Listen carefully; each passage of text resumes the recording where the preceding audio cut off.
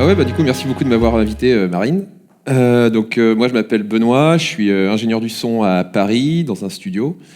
Et donc, du coup, donc après toutes ces conférences, on va parler d'un truc qui n'a rien à voir, puisqu'on va parler musique pendant une demi-heure. D'ailleurs, je vais lancer un chrono, parce que si, si je m'écoute tout seul, vous allez pas aller manger ce soir.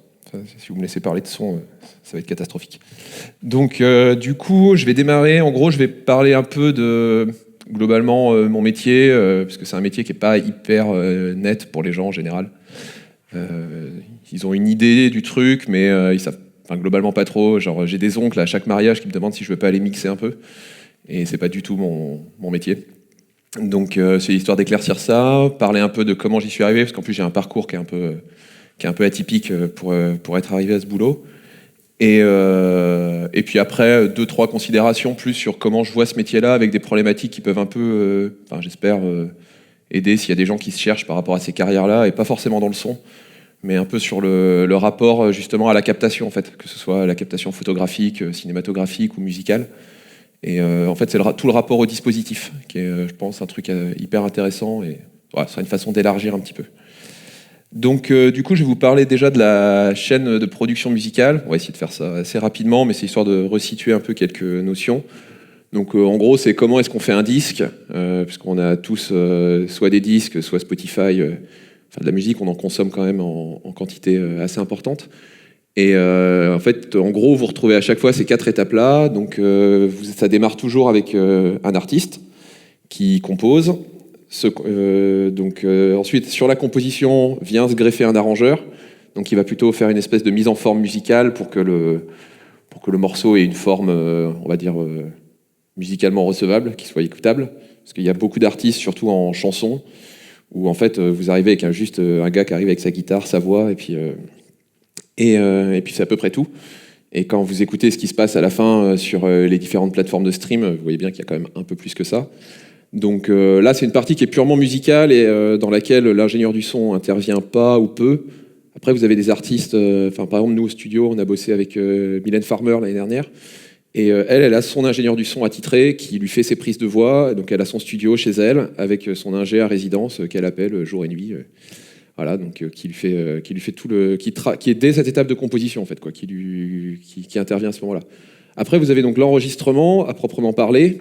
Donc moi, c'est là que je commence à intervenir. Donc ça va être le fait que l'artiste il vienne en studio, vous lui mettez un micro, et c'est là que on commence réellement à parler de technique son, puisque en gros, on va commencer à capter la musique qui a été composée, qui a été validée auparavant par les structures de production, les labels. Et donc on va commencer à essayer de mettre un peu de matière dans la boîte. Donc c'est de la matière, on va dire, brute, qu'on va traiter. Donc je ne vais pas trop rentrer dans le détail, parce que c'est pas... en tant que tel, c'est pas le sujet le plus intéressant. Mais donc en gros, moi c'est une grosse partie de mon activité, c'est ça, c'est d'avoir les artistes, de les avoir en enregistrement. Et donc je vais rentrer un peu plus dans le détail après sur ce que ça implique. Et une fois en gros que vous avez enregistré toutes vos pistes, donc vous êtes content, donc il y a le batteur qui est venu, vous avez enregistré sa batterie, vous avez fait la voix, vous avez fait les guitares, la basse. Vous avez tout un morceau, mais en fait ce morceau en tant que tel, il est relativement inécoutable pour un certain nombre de contraintes, on va dire acoustiques, parce que vous avez en gros, faut imaginer qu'en fait tout ça c'est enregistré en pistes séparées et que vous vous retrouvez du coup avec des sessions avec tous vos instruments séparés, mais qui sonnent pas ensemble. Et le but, et c'est là où, moi c'est la partie que je préfère dans mon boulot, c'est ce qu'on appelle le mixage. Et le mixage, en fait, si on reprend vraiment on sait pas étymologiquement, mais si on reprend le sens premier de ce terme-là, mixer, quand on parle en son, mixer, c'est mélanger en fait les sources. Donc ça va être l'idée, ça va être de prendre en fait l'ensemble des sources que vous avez récupérées pour le morceau, des pistes brutes, de les traiter pour qu'à la fin vous puissiez obtenir un résultat homogène et qui serve le propos musical de l'artiste. Donc en gros, ça va passer par pas mal de nettoyage, des choix éventuellement artistiques sur des choix de texture, sur la création de... En gros, fondamentalement, il y a trois domaines sur lesquels l'ingénieur du son il travaille, surtout en mixage, mais aussi en enregistrement, mais surtout en mix. En gros, on considère que le son, les 3 paramètres, vous avez le spectre, donc en gros, on va dire c'est la couleur, entre guillemets, est-ce que vous avez plutôt du grave, plutôt de l'aigu. Il y a la dynamique, est-ce que c'est fort, est-ce que c'est pas fort. Je schématise vraiment, mais c'est à peu près ça. Et vous avez l'espace, donc en gros, la reverb, la notion de profondeur. Est-ce que vous avez l'impression que ça sonne dans une grande pièce, dans une petite pièce? Est-ce que l'on est... Ah, parfaite illustration. Impeccable, voilà. Ah, technique super, là. Et donc, une fois que vous avez mixé, que vous avez fait que vous avez un rendu qui vous convient, on a une dernière étape dans laquelle moi, j'interviens pas, parce que le studio où je bosse ne le fait pas. Donc, c'est un métier vraiment à part entière. C'est une étape qu'on appelle le mastering, qui, en gros, sert de finalisation. Typiquement, à l'échelle d'un album, ça arrive, moi ça m'est arrivé là au début septembre, parce que j'ai mixé sur l'album de la fille de Nina Simone, du coup Lisa Simone. J'ai mixé 2 titres sur son album, là c'était pour Warner. Et moi j'ai mixé 2 titres, il y a un autre ingénieur du son qui est passé avant moi, qui en a mixé 7 ou 8, et il y a un autre ingénieur du son qui est passé au mois de juin, si je dis pas de bêtises, et qui a mixé le premier titre de l'album, et qui après est parti sur autre chose. Donc en fait, on a 3 personnes qui ont travaillé le son de cet album, avec des façons de procéder qui sont, même si on essaye de s'inspirer quand même de la personne qui est passée avant, histoire de ne pas être totalement un blaireau, et puis de quand même respecter un peu l'homogénéité, on n'est jamais exactement sur les mêmes résultats. Et cet album-là, en plus, il est assez révélateur parce que c'est vraiment trois mixeurs de 3 générations différentes. Moi, j'étais le plus jeune des 3. Et en fait, on n'a pas du tout la même façon de considérer le son, pas du tout le même background dans ce qu'on écoute, en fait, en termes de parcours. Mais même en termes de goût. Et donc même quand on essaie de se plier à ce que la maison de disques a demandé, il y a quand même un moment où moi typiquement le brief que j'avais reçu sur ce mix, c'était d'avoir quelque chose d'assez moderne et qui justement sorte un peu de ce qu'elle avait pu faire auparavant. Le problème, c'est que les mix qui ont été faits auparavant sonnaient plutôt d'il y a 15 ou 20 ans. Donc en fait, on s'est retrouvé dans un truc où en fait à l'intérieur de cet album, vous avez des mixages qui sont en eux-mêmes bien réalisés, avec une esthétique qui est maîtrisée. Techniquement, il n'y a rien à dire. Enfin, les gars qui ont mixé avant, c'est des gros tueurs. Mais par contre, ça sonne pas pareil. Et donc vous avez un gars à la fin dont le boulot, ça va être de se prendre la tête pour essayer que l'album, globalement, il ressemble à peu près à un ensemble homogène. Parce que c'est quand même appréciable de pouvoir écouter tout un album dans la continuité, quoi. Donc voilà, ça c'est le mastering. Bon, je ne m'étends pas là-dessus parce que c'est. Donc moi, les 2 étapes où j'interviens, en fait, c'est surtout l'enregistrement et le mixage. Voilà. Alors donc, ça c'est une notion qui est super importante parce que c'est le premier truc qu'on m'a dit quand je suis arrivé au studio, parce que moi au départ je voulais être musicien et du coup avec une âme artistique, tout ça. Et je me suis fait bâcher par mon patron la première fois que je suis arrivé parce qu'il m'a dit bon mec t'es mignon mais en fait ce boulot c'est d'abord c'est un artisanat. Et donc on est vraiment dans une maîtrise d'un certain nombre de savoir-faire techniques qu'on met au service de gens qui eux créent.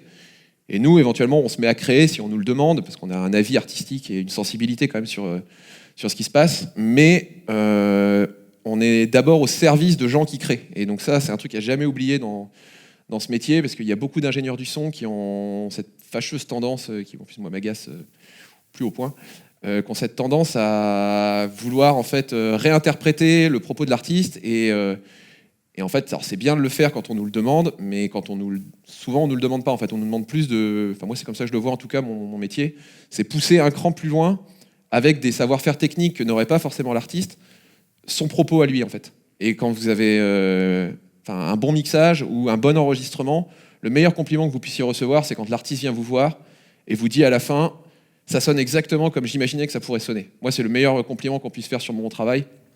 Je préfère carrément ça que j'adore l'interprétation que tu as donnée à ma création, quoi. Parce que ou alors il faut que ce soit quelque chose de concerté. Et là, ça devient aussi vachement intéressant. C'est d'autres types de projets. Mais globalement, on est vraiment sur une démarche où on est au service des artistes. Et c'est quelque chose à jamais oublier parce qu'il y a beaucoup de gens qui l'oublient, qui auraient envie de faire imprimer leur propre sensibilité en fait sur celle des artistes avec lesquels ils travaillent. Et ça donne beaucoup de gens qu'on retrouve un peu frustrés un peu plus tard dans leur carrière, parce qu'ils ont l'impression du coup de ne pas être considérés à leur juste valeur, que leur sensibilité n'est pas assez flattée. Donc moi je sais que j'ai croisé beaucoup de vieux cons en fait dans ce métier, et un des trucs récurrents c'était vraiment ce commentaire-là à chaque fois, genre ah ouais ma sensibilité, tu comprends, parce que moi j'entends le truc comme ça, nanana. Mais en fait on s'en branle quoi. Enfin il y a un moment on bosse pour des gens qui eux ont une sensibilité, et c'est cette sensibilité-là qu'on doit défendre. Et à la limite si on se sent pas, moi ça m'est arrivé de refuser des projets. Ça c'est signe que ta carrière elle évolue bien quand tu peux commencer à dire non à des trucs. Des fois sur un projet donné de sentir qu'on n'est pas la meilleure personne justement en termes de compatibilité, de sensibilité pour vraiment se mettre au service et pouvoir pousser le projet un cran plus loin. Et donc maintenant, moi, ça m'arrive quand vraiment je le sens pas sur un projet, de recommander quelqu'un d'autre ou de juste dire ouais non, je suis pas la bonne personne. Donc voilà, ça je pense une notion qui est assez importante, quoi. En gros, ce métier, c'est pas mal d'humilité, quoi. Savoir mettre un peu son ego dans sa poche et en gros, notre métier, il est bien fait quand les gens globalement s'en rendent pas compte, en fait. Enfin, quand il y a une espèce de communication un peu directe entre l'artiste et l'auditeur à la fin.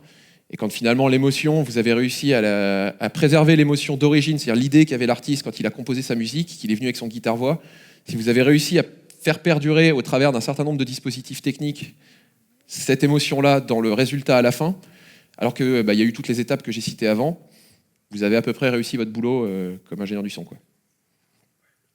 Donc voilà, donc ça c'est le studio où je travaille à Paris. Voilà, donc ça c'est un studio qui s'appelle Motif Musique, qui est dans le 11e, en face du métro, à côté du couscous, le Thaïs. Super couscous. 6 balles le VG, impeccable.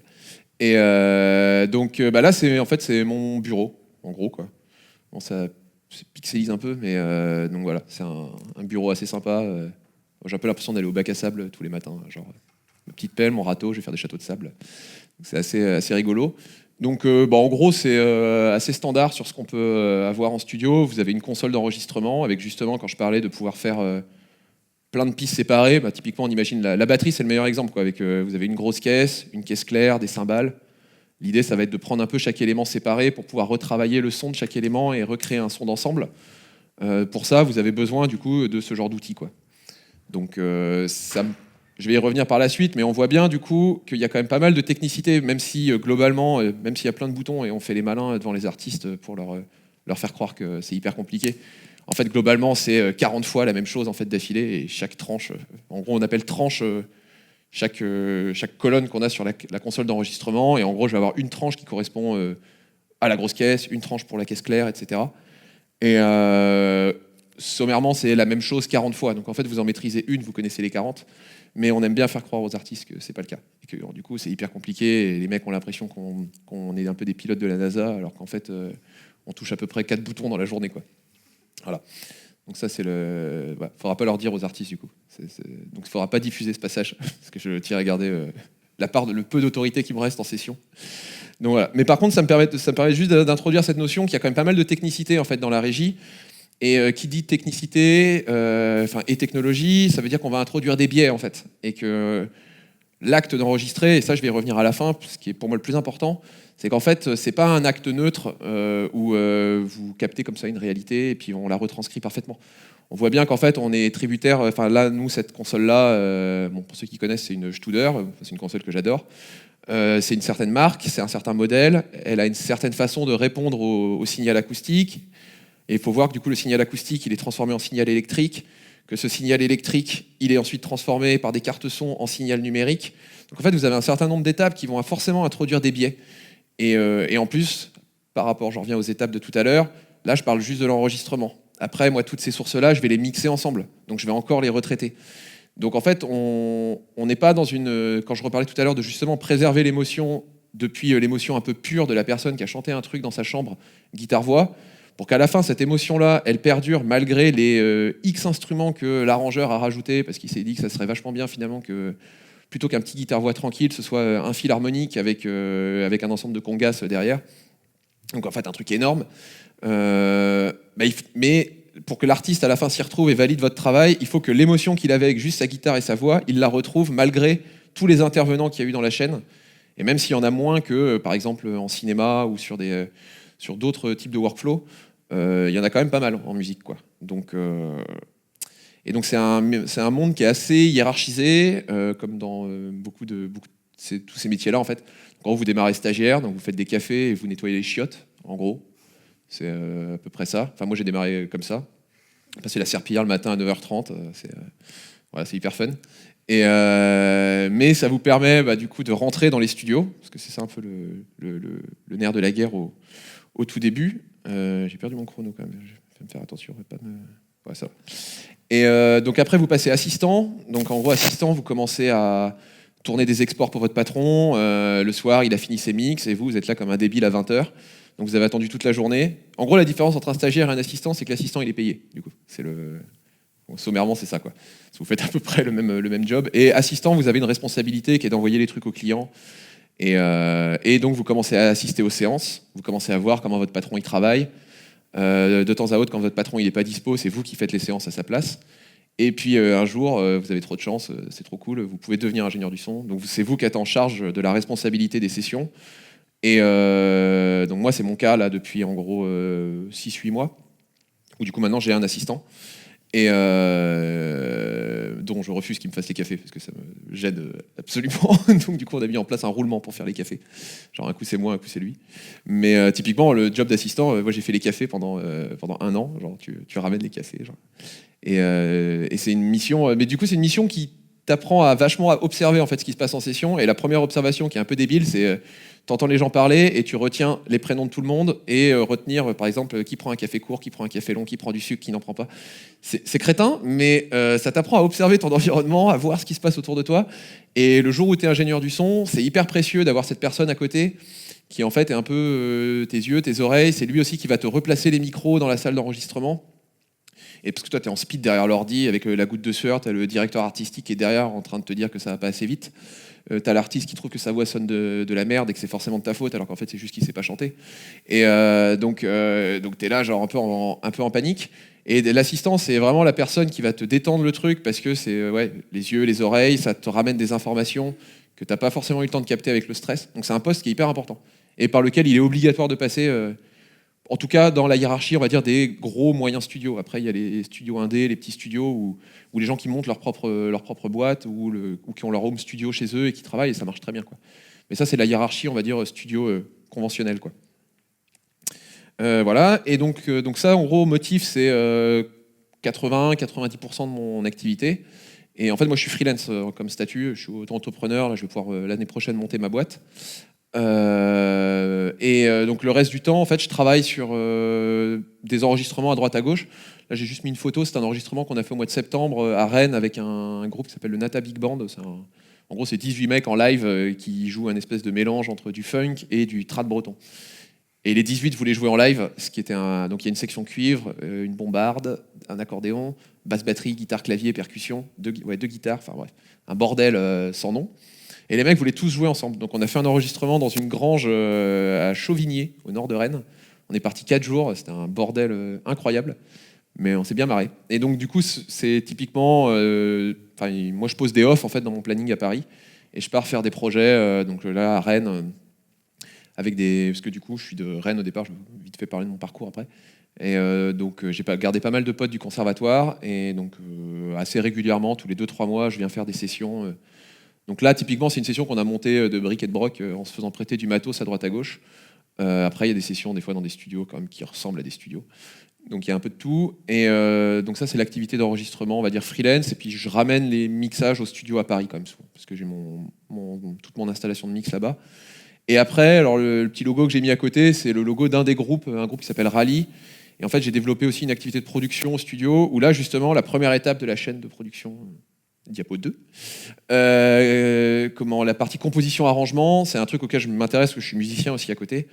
Et du coup, j'ai la chance au studio, quand le studio est pas utilisé pour des clients, de pouvoir l'utiliser pour mon utilisation personnelle, développer des projets. Et là, cette fois, on peut vraiment reprendre les trucs à la base, travailler l'arrangement, travailler les structures, travailler la musique en fait. Mais je travaille toujours ça avec un regard d'ingénieur du son. Donc en fait, c'est un poste qu'on appelle, c'est plutôt un poste d'arrangeur, on appelle ça réalisateur en fait dans la chaîne de prod. Donc en fait, je fais une espèce de supervision parce que c'est pas moi qui compose la musique, mais donc on a comme ça 3-4 projets, et puis on a un label en fait qui s'appelle Détour qui a été monté au studio, qui permet aussi d'avoir une interface de sortie après pour les projets qui seraient montés. Donc en gros, je bosse 80 heures par semaine, quoi. On m'avait dit ça avant de rentrer en studio. C'est un peu le truc à retenir, c'est que c'est des métiers qui sont hyper prenants et on fait ça un peu tout le temps. Et moi, je mange musique, je pense musique, je chie musique. Enfin, c'est toute la journée. Et le premier truc qu'on m'a dit quand je suis rentré en studio, c'est mes patrons m'ont demandé ironiquement, ils m'ont dit t'as une meuf? Je leur ai dit non. Ils m'ont dit ouais, c'est cool. Et du coup, ça a vraiment, et effectivement, ça a bien marqué le truc parce que en plus, je dis ça, eux sont tous maqués, mais eux sont tous plus hauts dans la hiérarchie, donc ils peuvent se permettre de ne pas bosser genre les samedis, dimanches. Mais il y a quand même cette espèce de blague un peu récurrente en studio où on dit à chaque fois que les ingé sons, surtout en début de carrière, travaillent le week-end et sont sur Tinder, en gros, quoi. Et ça fait un assez bon résumé de la vie que tu as en dehors du studio, c'est-à-dire que tu n'en as pas, en fait, quoi. Mais c'est cool de pouvoir profiter de cette chance au début, le temps de au moins se faire un peu la main, quoi. Donc là, justement, en parlant de se faire la main, je vais vite fait vous parler de mon parcours de formation. Et voilà, donc en fait, il y a une ligne qui est un peu bizarre au milieu. Donc en gros, j'ai fait un bac S à Saint-Charles, à Saint-Brieuc. Je voulais être ingénieur du son, même si le directeur de l'école n'était pas archi pour. Donc je suis parti en L1 d'électronique parce qu'il y a un parcours public à Brest, à la fac, qui est très cool, qui s'appelle l'ISB. Finalement, j'ai flippé et mes parents et ma copine de l'époque m'ont dit « Mais tiens, si tu faisais médecine, ce serait cool ». Et je leur ai dit « Ouais, pourquoi pas ». Et du coup, je vivais en coloc avec mon groupe de musique. J'étais déjà inscrit en L2 d'électronique. Et du coup, le 30 septembre, je suis allé m'inscrire en médecine. Les cours, ils avaient commencé depuis 2 semaines. Enfin, c'était un peu n'importe quoi. Je suis arrivé en tongs et en short. J'avais pas de stylo pour signer l'inscription. Mais ils m'ont laissé rentrer.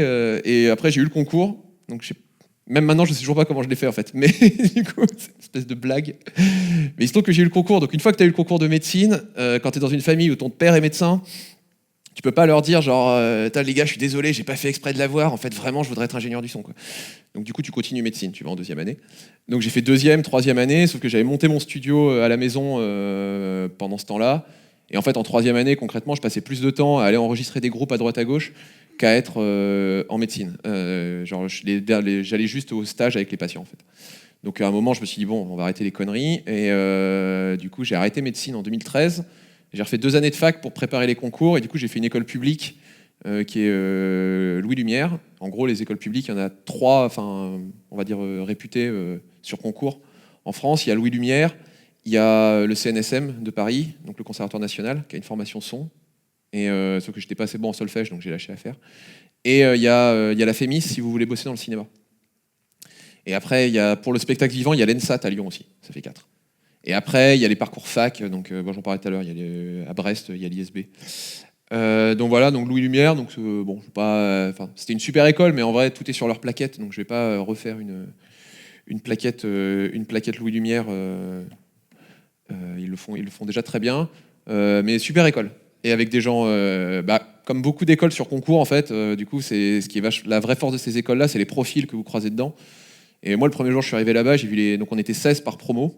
Donc c'est un concours qui dure 3 mois, enfin c'est en 3 phases, c'est un peu l'enfer.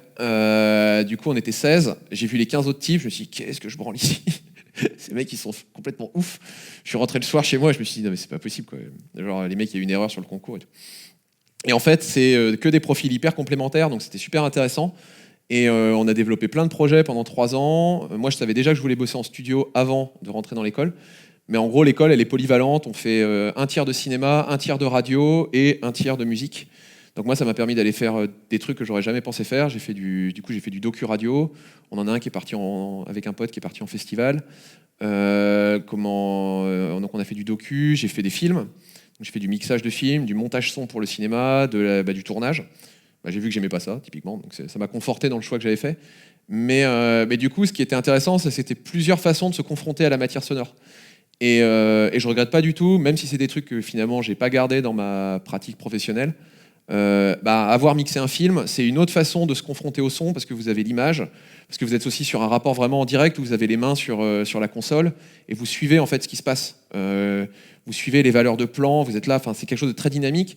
Alors que typiquement quand je mixe de la musique, je suis là des fois à me pignoler pendant 2 heures pour savoir si la caisse claire est pas 1/2 dB trop fort. Et vraiment, des fois, on se prend la tête sur des trucs, on réécoute le lendemain, on n'entend même pas la différence, quoi.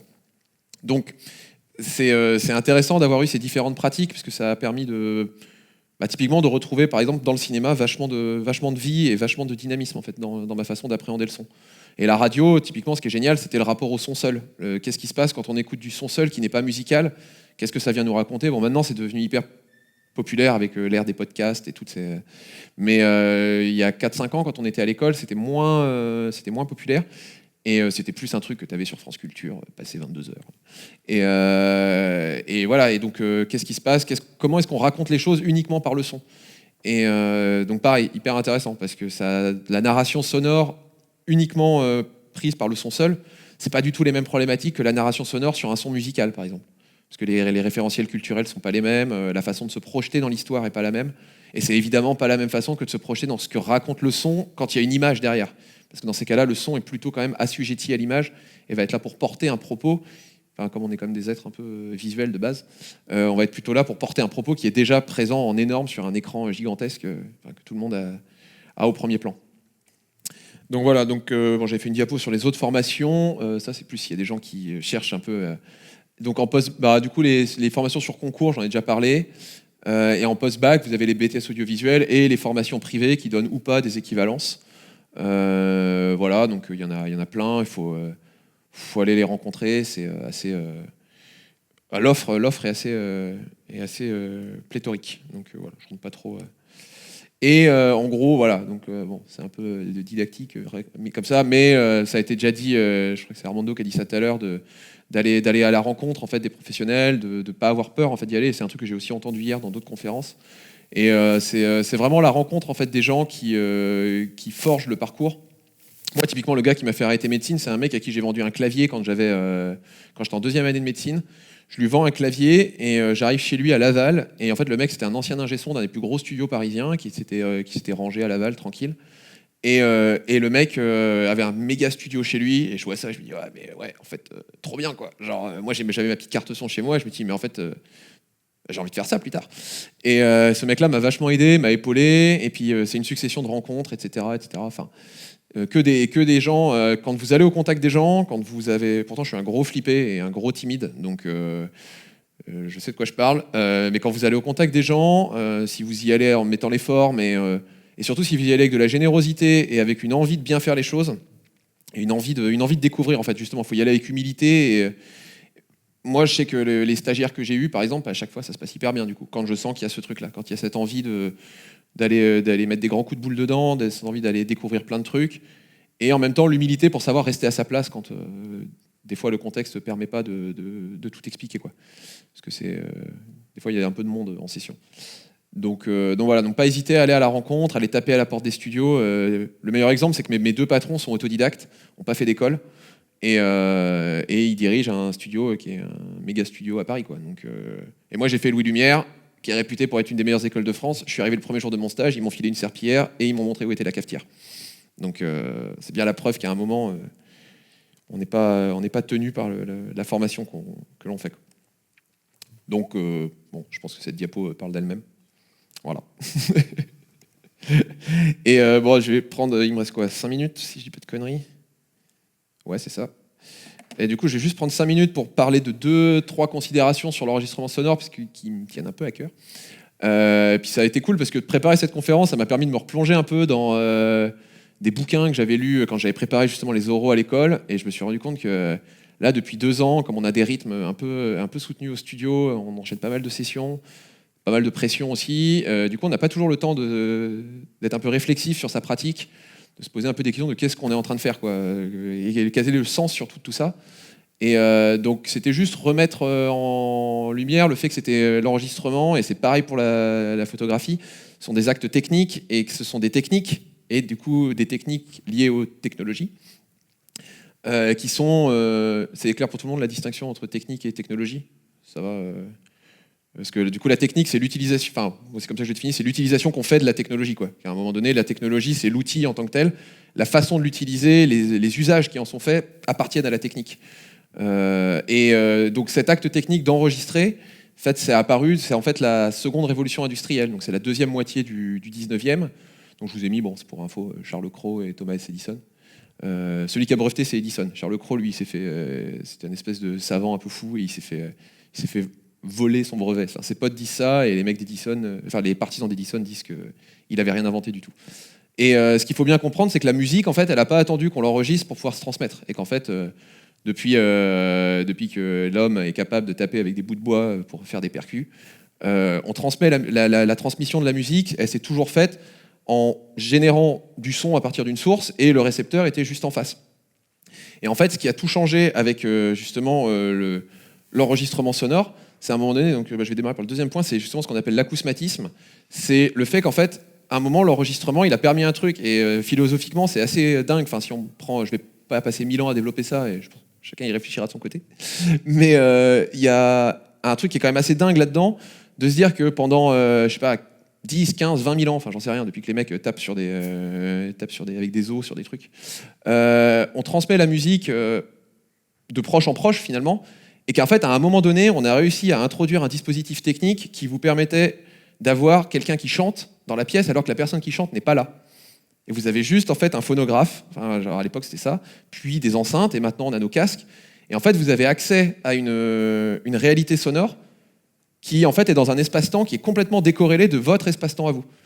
Et en fait cette notion-là, donc l'acousmatisme en gros c'est la décorrélation entre la source sonore et la façon dont elle est générée. Donc typiquement le fait qu'une enceinte n'est pas un violon et que pourtant vous pouvez entendre à partir d'une enceinte un son de violon. Et philosophiquement, ça change quand même vachement de choses dans notre rapport à la musique et notre rapport au son en général.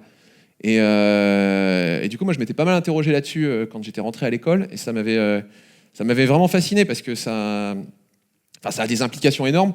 Typiquement, sur le fait que finalement, les sociétés modernes, elles ont apporté une réponse technique au rapport qu'on entretient à la transmission, à notre place à nous dans, on va dire, le fil du temps, quoi, parce que vous captez un instant donné, et cet instant qui avant était éphémère, là est gravé dans le temps.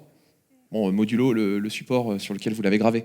Donc, ça vient dire plein de choses de la façon dont nos sociétés se considèrent leur rapport au temps, le rapport à la finitude des choses. Et donc finalement, derrière un truc assez simple qui est juste je pose un micro et puis je me mets à chanter dedans et puis c'est cool, on a fait deux trucs entre potes. Philosophiquement, il y a quand même plein d'implications derrière qui, je pense, valent la peine d'être un petit peu mises en lumière parce que, moi, j'ai un exemple de ça qui est assez marrant. C'est quand j'ai eu Alain Souchon là, cet été au studio.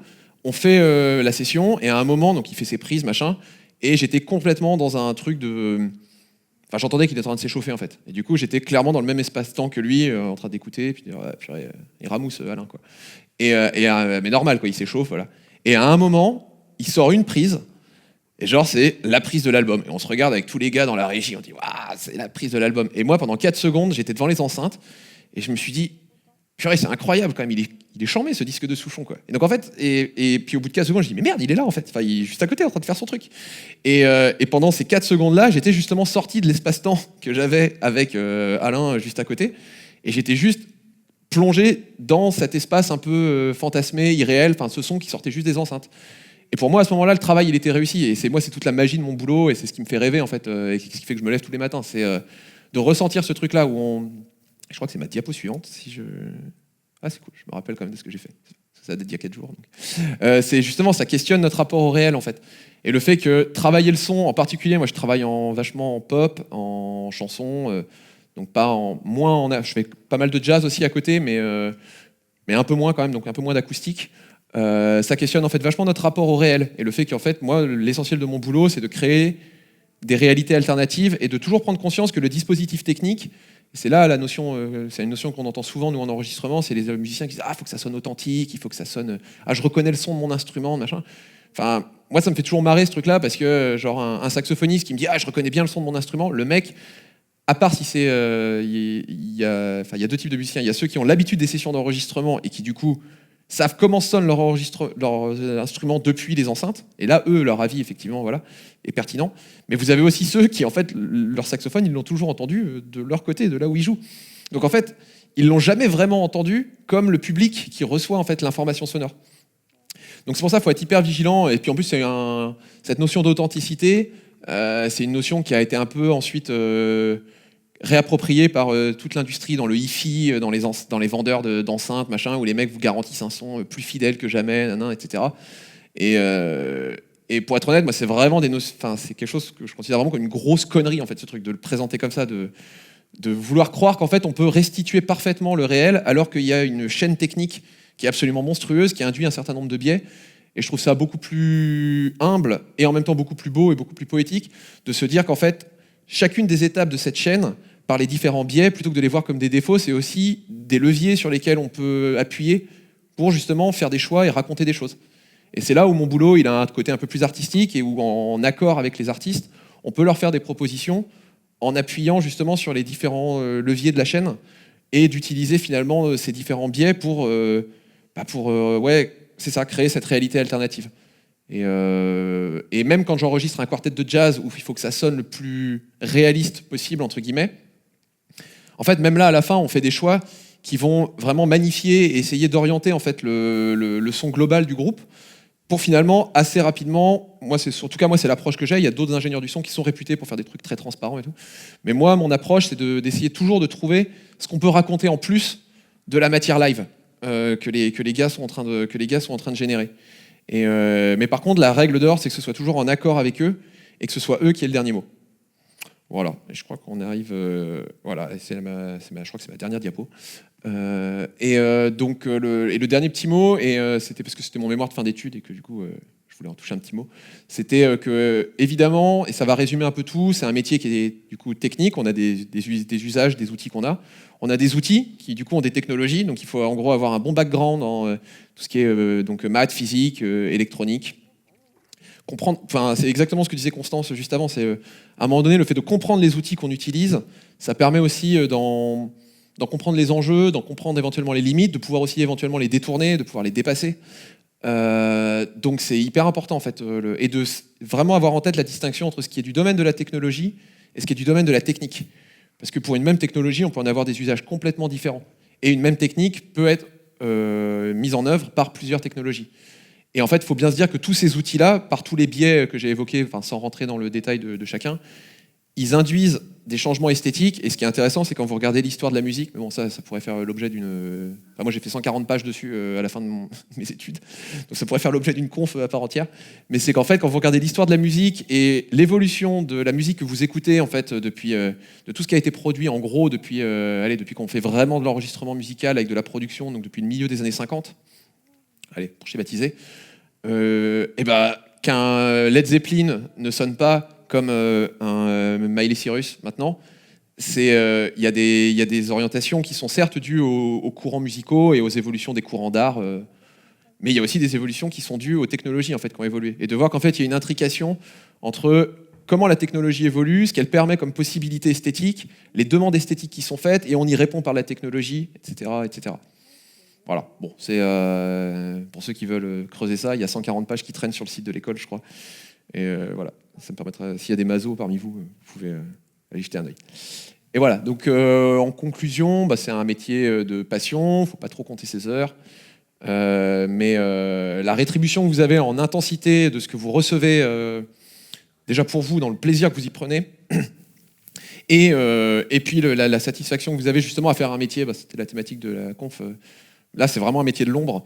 Et la satisfaction que vous avez à savoir que personne ne saura jamais que vous avez bossé sur tel ou tel disque, à part parce que personne lit les crédits à la fin, mais qu'en fait, vous avez quand même cette satisfaction d'entendre votre travail. Et quand vous arrivez à ce stade-là où le travail en tant que tel vous apporte une satisfaction, indépendamment du regard que les gens, que le grand public peut porter dessus, c'est un sentiment qui est assez extraordinaire. Quand vous arrivez à ça, il y a un vrai kiff à se lever le matin et à se dire qu'on va faire ce qu'on fait pour ce que c'est en fait, indépendamment de comment les gens regardent ça. Bon, sur problématiques techniques, j'y reviens pas parce que j'ai déjà développé.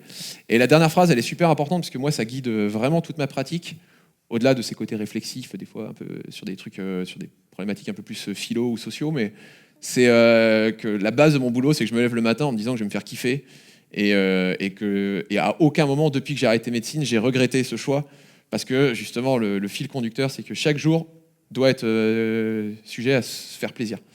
Et ça vous permet aussi d'avoir une humilité et quelque chose qui vous permet de tout remettre en question pour le lendemain.